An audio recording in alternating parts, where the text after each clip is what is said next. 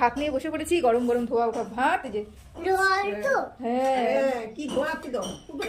এই দেখো কি আছে এটা। এটা হচ্ছে ধনেপাতা বাটা। তো কার পছন্দ করো কমেন্ট করে জানাবে। আচ্ছা, এটা হচ্ছে তিল বাটা। তিল বাটাটা আমাদের বাড়িতে সবাই খুব বেশি পছন্দ করে। এটা হচ্ছে চাটনি, মার জন্য টমেটো চাটনি। মা খাওয়ার পরে একটু চাটনি না হলে পছন্দ হয় না। এই যে ডিমের অমলেট, এটা হচ্ছে আমার ছেলের। হচ্ছে মুসুর ডালের বড়া, বুঝতে পেরেছো? এখানে কি আছে? ডালের বড়ি দিয়ে পালং শাক। হ্যাঁ, এই দেখো দেখো বড়া কি ভালোবাসে, এই দেখো পালং শাক।